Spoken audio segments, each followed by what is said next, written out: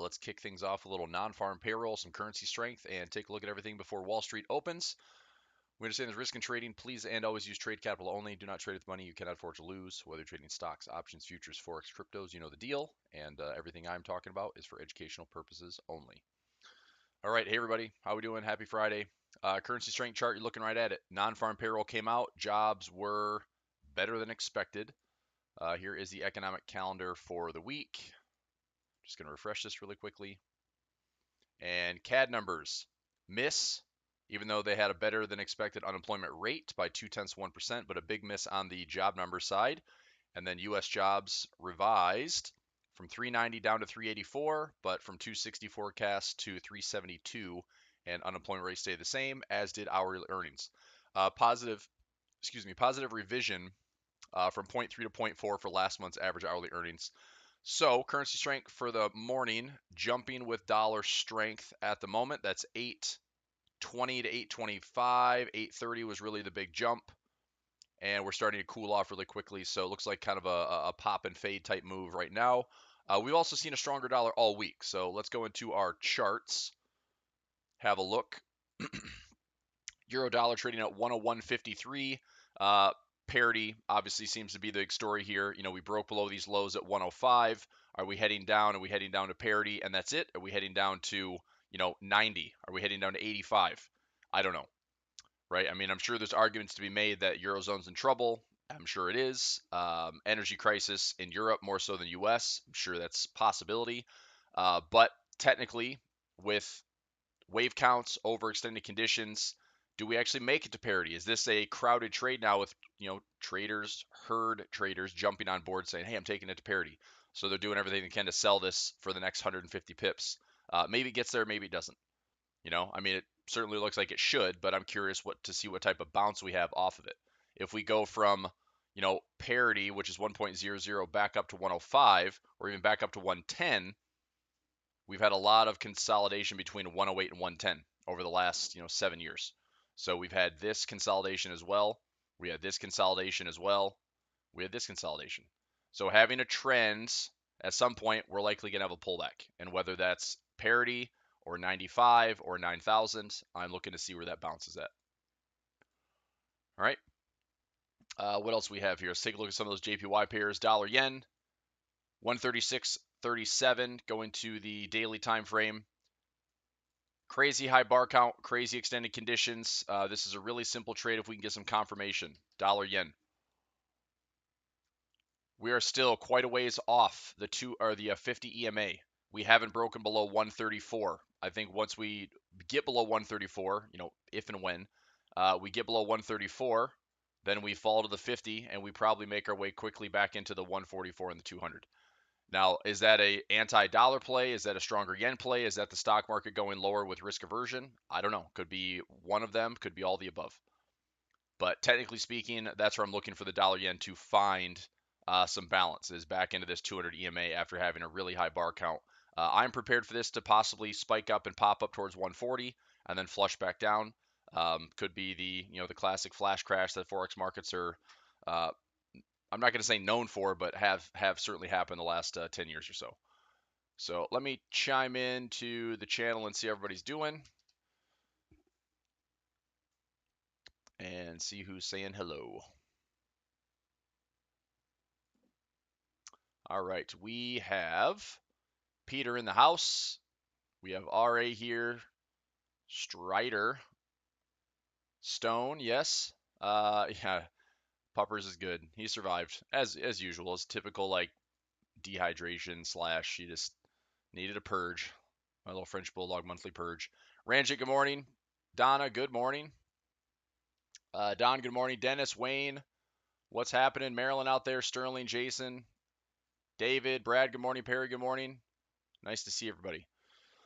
Alrighty, so that's dollar yen. Let's take a look at some other crosses. Let's just go through some currency pairs really quickly. Aussie CAD, I am currently long. We've got a nice little weekly pivot back at 89, trying to get it back towards 91.50.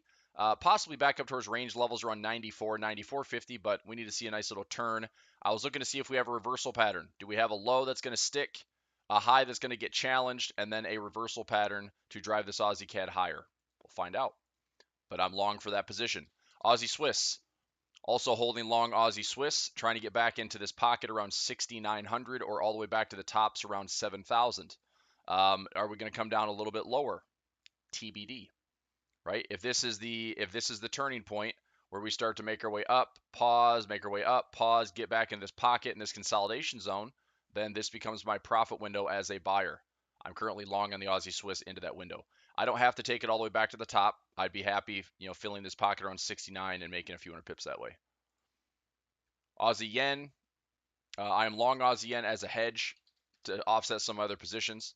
So I'm going to wait this one out a little bit longer. Aussie New Zealand is still in a range.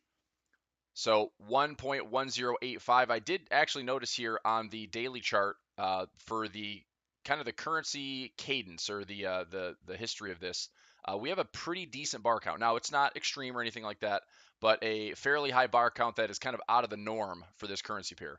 So next week in the flex room, we will probably have a discussion around possibly looking to sell at this top, or as I've said before, in the higher time frames, if we get to 113, 114, very much interested in a rebalancing on the Aussie New Zealand. Otherwise, if we're interested to sell this thing high, look for some confirmation for rejection. You could put in some sell stops, take this back down to the lows. If we break below 109.50, I think we rebalance and come back down. Take out a low, find some past resistance, and we'll see if this trend just has a pullback, right, overall. All right, that's Aussie New Zealand. Aussie dollar. Aussie dollar at 0.6819. I'm willing to buy this back around 67 to 6,600 with some confirmation. That confirmation would look like this. Little trend line action, just like that.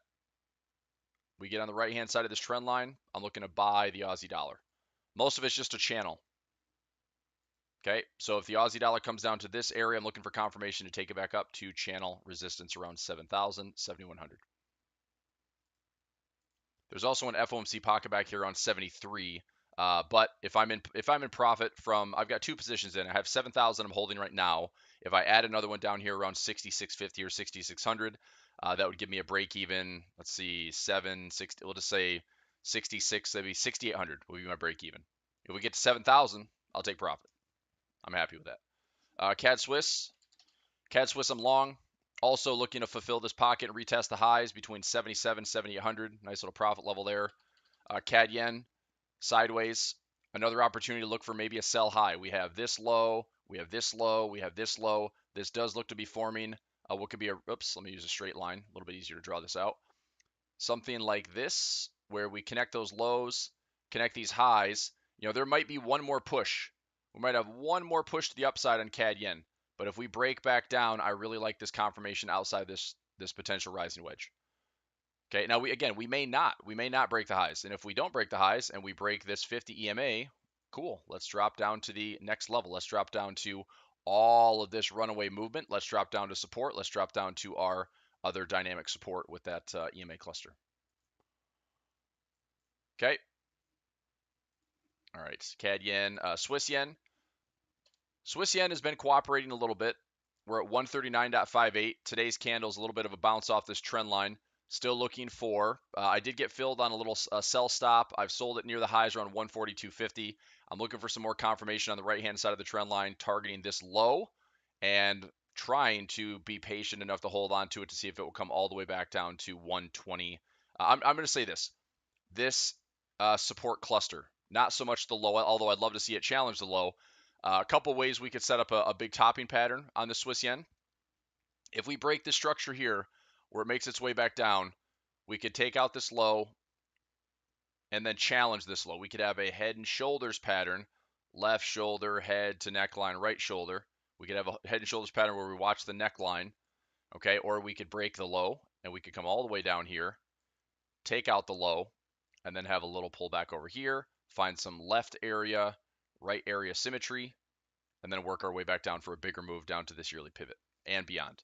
So I'm patiently waiting and watching and seeing if we will break this trend line. And if we do, let's friggin' go. That's Swiss Yen. Euro Aussie, we had a nice trade on this one this week. Picked up a couple of sell trades and took some profit. I protected about 100 pips, in a day, which I was pretty happy with. And I'm still looking for pullbacks. So if we have a pullback, look for a bounce off that backside of the trend line. So we have broken, pull back here, look for another sell opportunity. If we get to fresh lows, eliminate risk and protect your profits. Target this low, target this low. Euro Aussie, Euro New Zealand both looked pretty good for some sell trades. Euro dollar we did, pound Aussie.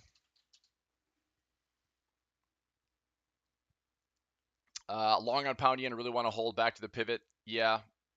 Yeah, I mean, like I've said in the yen cross, just be careful. Be careful on those yen crosses. Pound Aussie, some range trading going on right now. Resistance at the top, support at the bottom. We've got some traders selling up here. I'd be looking to buy down here as well. That's it. Pound CAD, I'm still holding long. Pound Swiss, I'm still holding long. I'm going to ride those out a little bit longer. Pound CAD, I did see that Boris Johnson resigned. Interesting. I don't know if that's going to affect the pound much. I mean, considering he just barely passed with a vote of, or avoided, I should say, the vote of no confidence, and now he's resigning. I mean, his party is still in control, so it's not like the government is changing hands all of a sudden, but still, it's kind of big news if you're into that type of stuff. Pound Swiss, moving nicely off the lows. I'm going to pay attention to this one for some potential add-on trades going into next week. So I like that we have taken out this recent high. We're probably going to gravitate back towards this 200 EMA in the 4-hour time frame. If we have another push higher, another pullback, I'm still looking for a pocket trade back here around 2100, and potentially there's a pocket way up here around 2300. I can zoom out and you can see that right here. So this little guy back here around 2300, and also channel resistance right here. So if we can turn the corner on pound Swiss, I would like to see that run back up. Euro Swiss, same thing. If we can break a trend line, I think I skipped Euro Swiss. I didn't mean to. Euro Swiss, if we can break this trend line. Okay. So looking for a near-term pocket to get filled. Let's get some confirmation on the right-hand side of this trend line. And this is a wide open space where Euro Swiss should be making its way back up nicely into 103 or 103.50. Okay.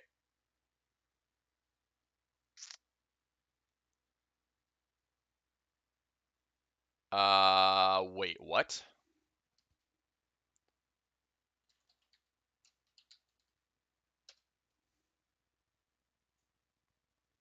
Oh my gosh, I did not know that at all. Wow.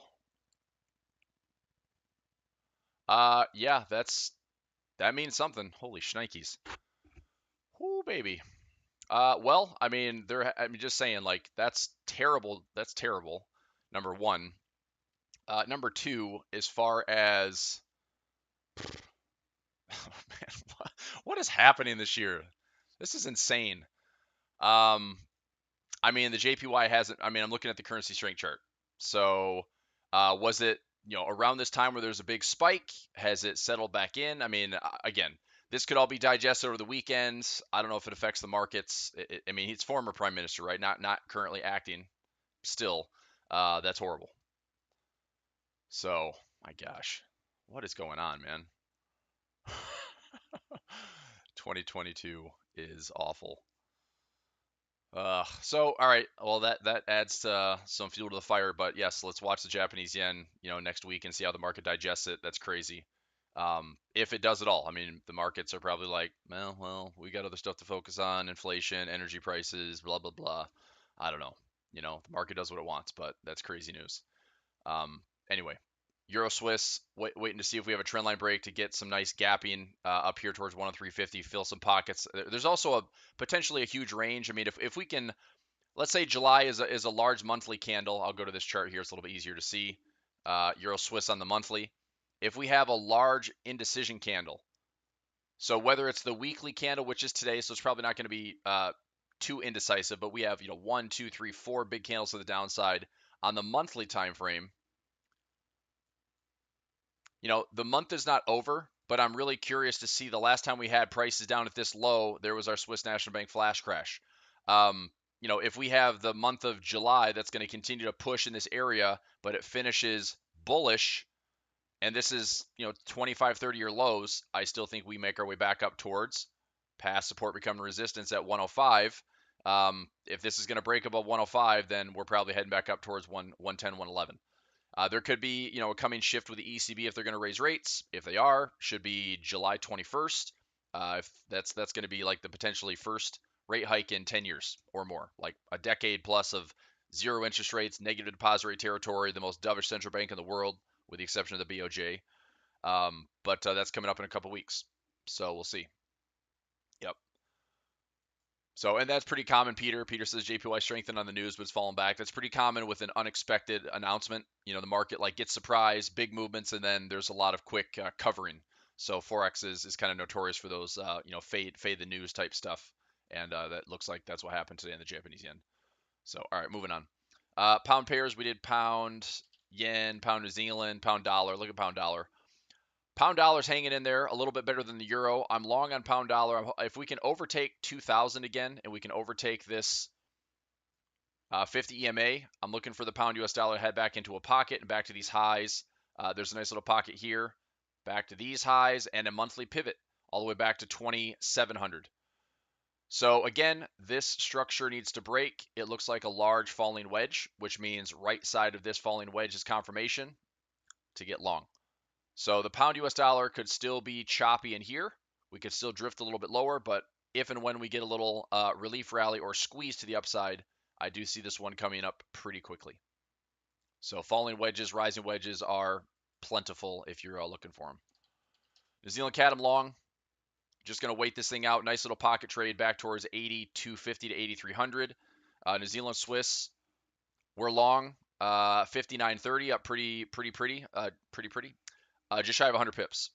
So we're up about 90 pips right now, and hopefully there's more to go. We get to 6,100, great. We get back to this pocket candle around 62, even better. So that is the plan. New Zealand dollar, gonna wait for a trend line break on this one. Dollar CAD. Dollar CAD is 29.90. I took two positions. I probably could have gotten out of break even at 29.50 this morning. I didn't. I'm going to see if we break this low. My chart alarm is set at 29.50. That did not activate this week. So my break evens are on 29.60. If we hit that level, I'll probably start taking at least moving stop losses to protect. And I'm going to see if that activates today or next week. And as long as you don't invalidate at 30.85, I'm going to hold the trades that I'm in. So I'm currently short dollar CAD for a little fade back down in this crazy 8-hour run we had. This, in fact, was a 12-hour run to the upside that just left tons of inefficiencies. So I'm looking to see if it balances. Dollar Swiss, I'm long, and hopefully this will make its way up towards 99 plus and 1.00. And dollar yen, as we looked at earlier, back to the highs, but hopefully we'll fade those moves. Let's take a look at a couple exotic pairs, and we'll switch over to stocks. Dollar peso is falling. Dollar krone is showing a bit more of a top. Dollar Turkish lira back up to this big spike to the downside. That was like a 20,000 pip move right there.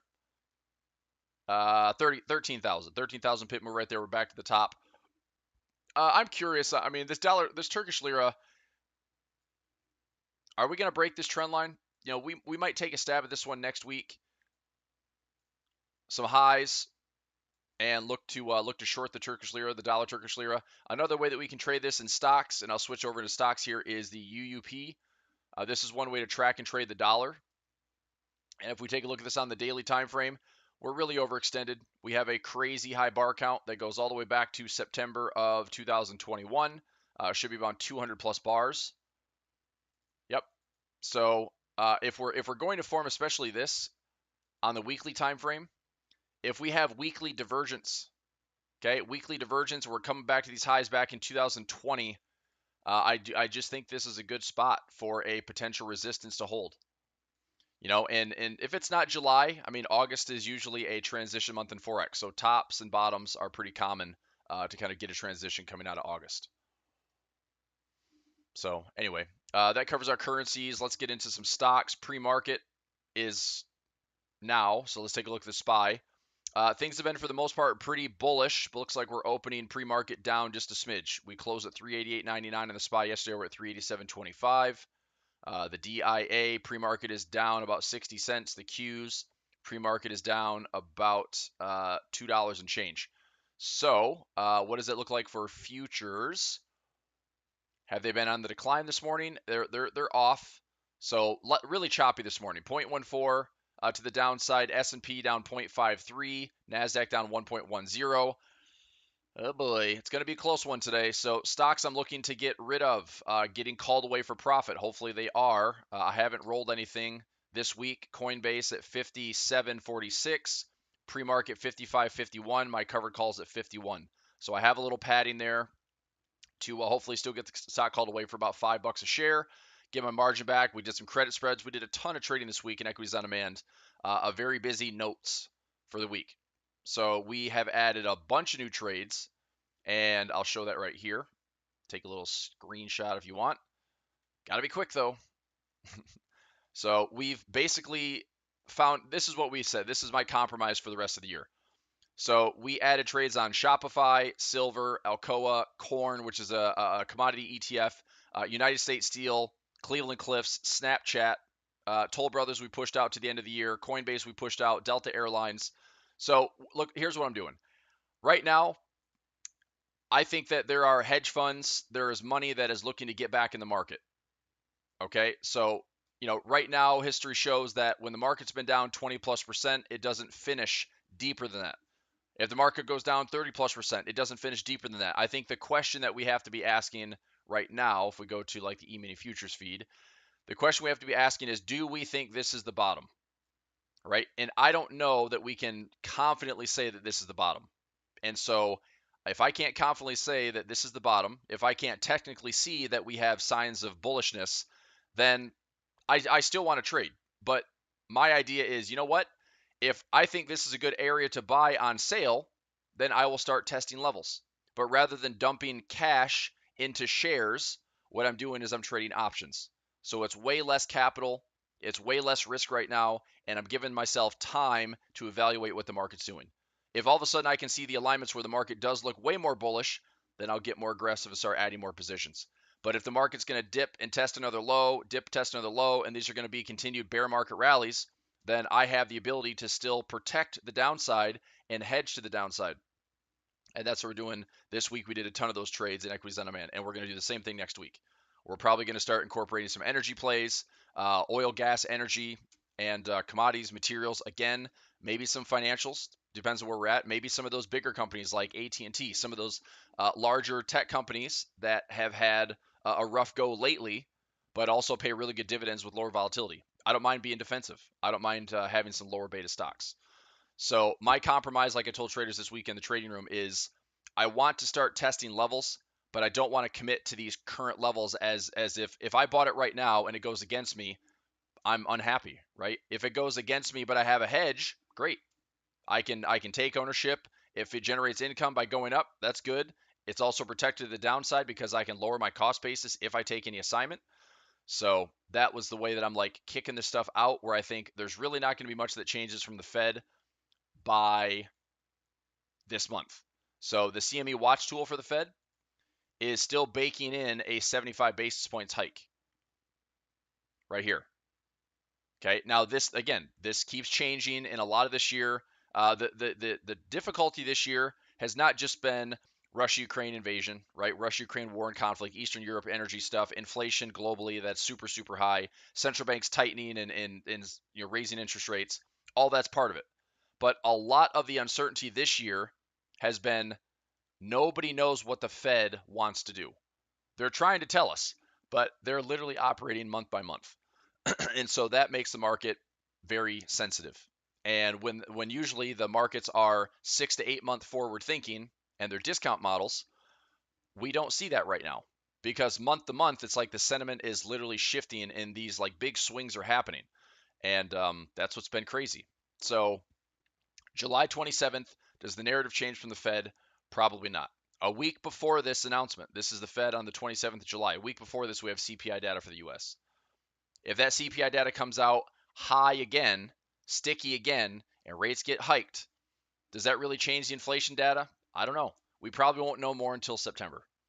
So we have seen, adjustments in energy prices. We saw oil drop from 120 all the way down to 95, but yesterday it was back up. I mean, we had a huge rally in oil yesterday. Now, was that a cover or is this support? I mean, if you look at it, this is what I've been talking about. We had this support at 95. We bounced right off it. Okay, we have resistance up here at 128. We had a high right here that we didn't quite, breach the highs. So were we just range bound? come back up to the highs, come back down to the lows, and we operate in this range on oil. Maybe that's the new new normal. A 30 to $40 range. Okay, there's discussion of oil crisis, there's discussion of oil correction. All of these things can happen. So for me to say, here's what oil's going to do. Look, if you're positioned for this, you obviously want oil to go up. If you're positioned for this, you obviously want oil to go down. I am positioned for none of it, right? I think that at this area, I like buying some energy stocks and seeing if we get some rallies. Okay, if it goes down, my energy stocks will still be hedged to buy some value plays because we're already seeing massive discounts. We already saw like a 30-40% move. If you're watching copper, HG, copper futures, look at this move. It had a 12 or 13% rally off the lows, but it's been dropping. It had one of the biggest drops in 50 years or 20 years or something ridiculous like that. So from this high, we've had one of the biggest plummets in copper. Now, this is like a telltale sign of recession. But if copper recovers all of a sudden, what does that mean? We're right back where we started. For 2022, that seems to be the norm, is nothing is as it seems. You have this great move here, then you have a neutralizing move here, and it's a ton of volatility. So if you're looking to make money this year, you have to be very, very nimble. If you're looking to make money in the next 5 years, then none of this should even register because this is all a bunch of noise. But traders that are actively looking to make profits this year, they have to be, head on a swivel and paying attention. It's all about risk capital and having cash at the ready, looking at good positions, identifying opportunities, but it has been a challenging year. Okay. Pound yen. Yeah, I'll take a look at pound yen for you. So pound yen, something like this. I mean, we know that the yen is overdue for corrections. Okay.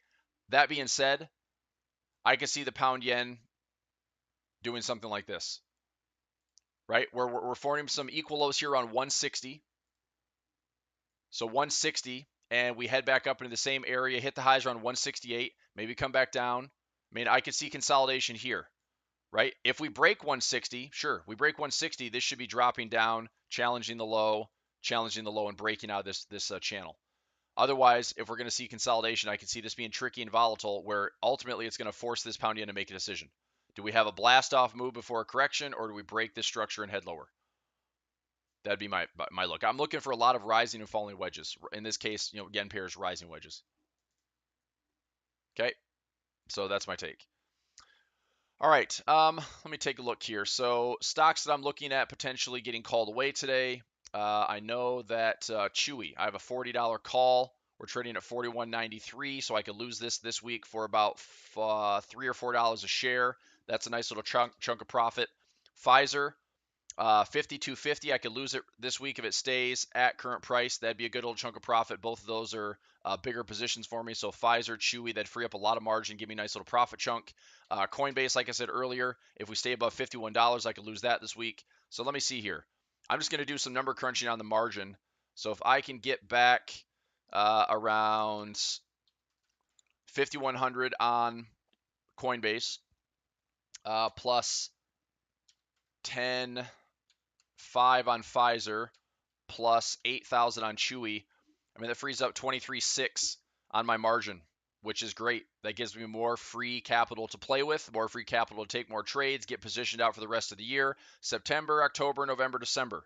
September, I'm still looking to buy on discounts in case we have the September effect and the markets fall with the bearish month. October, November, December is where I think the rubber meets the road, the timing of this recovery, if you will. And that gives the Fed time to change the narrative, right? If we're going to see any growth this year, I think the growth is going to be led by China. So we have been taking trades like Alibaba. I rolled out a covered call to the end of the month, but I'm in this thing at, I bought the shares at 105, lowered my cost all the way down to like 94.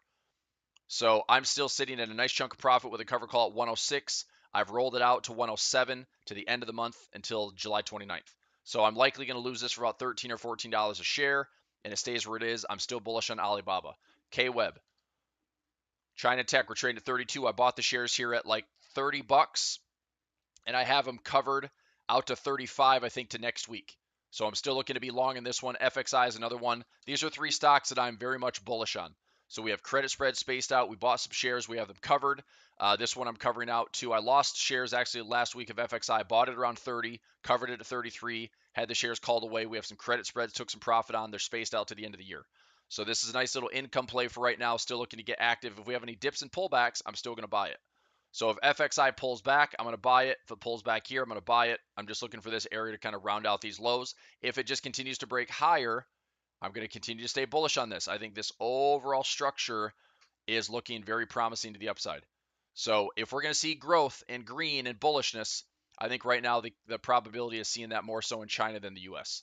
So I do have some tech plays in the U.S. I'm very interested in. I took some trades on Snapchat this week around $14. I have a 15 by 14 credit spread. I've got 14 by 13 credit spreads. So Snapchat's looking pretty decent. And there's others. I mean, but I just don't think we need to jump right back into. I did take a small position on Meta. The covered calls and the premiums, like buy right strategies, are awesome. So I think I bought it at 166 and covered it at 170 and collected like $5. So my cost basis right now on Meta is like 160, and I could get it called away in the next week or so. So we'll take a look at stuff like that either today in Equities on Demand or next week. Okay. All right. Any requests? Any questions? Because I'll wrap things up here. Take a little break before class at 10.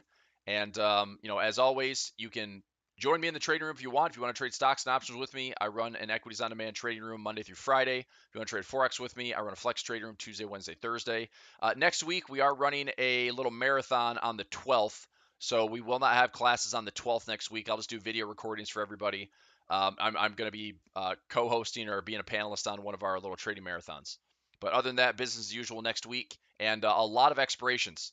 If we go into my Equities on Demand trade tracker and I look at these 7/15 expirations, we have 21 expirations next week. So we'll be managing our little tails off, either closing up some credit spreads for profit, taking some small losses on credit spreads, maybe rolling out credit spreads next week. A lot of the expirations also are covered calls. So that is that. Okay, sand. Let me take a look at sand. You want me to pound sand? Just kidding. Sand, sandstorm, gold. I was actually looking at gold yesterday. I was looking at AUY, which is Yamana Gold. I was looking at Core Mining, which is CDE. I was looking at DRD, which is DRD Gold. Look, I mean, I'll base it on this. I think this is a nice way to assess gold. Okay, I think gold has a lot to do with the dollar index right now. I truly do. And the dollar index, in my opinion, is like the inversion of this. You see how we have a nice little range opportunity here on gold? I think gold has a ton of support around $1,700. Now, this could be I could be dead wrong, and this could be either a range trade, which is what I'm looking for. This is what I'm expecting, or this could be a magnificent double top and gold breaks below here and just keeps plummeting and the dollar just keeps surging. There is a chance that the dollar continues to maintain this path and becomes like a broken irrational trend. Gold could be heading to lower lows. But I believe that I'm willing to take a stab here buying gold and focused on gold going back up into this range. So does gold price moving higher translate into sand going higher, translate into CDE going higher, or GLD going higher? Well, I would say the tightest correlation would be this. If you saw this bounce on XAU, we should see a retracement in the dollar and we should see a bounce on GLD.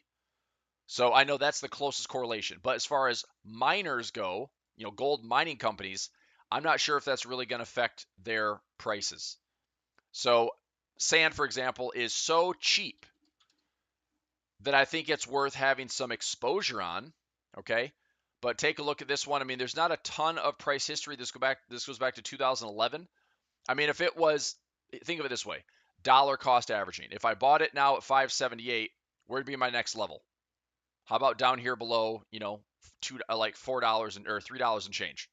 If it was area 1, area 2, and all you did was held this thing, is it worth holding? Is there a dividend on sand? I looked at DRD. There's like a 5+% dividend. There is a 1.06% dividend. DRD, I like this one for the same reason. Okay, we're trading around the same price, 578. This could come down to $2 and change, but what caught my eye was this metric right here. Okay, $5 or 5.2% dividends. Market cap isn't huge. Average volumes, not super huge. So I'm not saying it's a super liquid stock, but it has been higher. Do I think it's ever going to go to $100 again? Probably not. And that's what's hard to figure out is, okay, so gold has been in this range for the last 7 years. What does that do to mining gold? And by the way, DRD is, I think DRD is strictly in South Africa. I think it's in Johannesburg. Yes, but the company's been around since 1895. So here's my summary. If you like it, know your risk, right? If I'm buying something at $5, it can go to zero, and that's my risk. Essentially, I'd say, am I comfortable putting, $100 on this, $500 on this, buying some shares? Sure. If it goes to zero, that's my risk. If it goes to the upside, there's tons of upside potential. But I look at a couple levels first. If I bought it now and bought it lower, improve my cost basis, maybe put in $1,000 of total risk. If it goes up, I'll make maybe 30, 40, 50% of that position. So again, I'm still trying to navigate this stuff as far as mining because it doesn't really correlate with the price of gold. If I'm looking at the technicals on gold, I think GLD is a better trade. Right? We look at GLD. This is a weekly chart. I think this is a great trade to start looking for support. So looking at some credit spreads over here, looking at some long calls.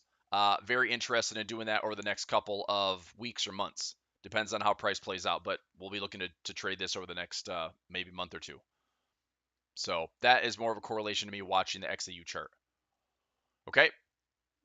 All right, everybody. I'm going to go and wrap it up there.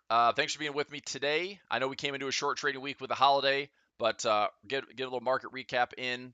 Traders in equities on demand. I'll see you at the top of the hour at 10 o'clock. We're going to wrap up our notes. Hopefully, we lose our stocks today for profit. That'll be a good little bonus.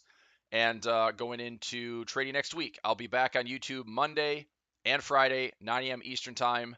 And see you then. Okay. Have a great weekend, everybody. Take care. Happy trading. Lots of profits. Bye-bye.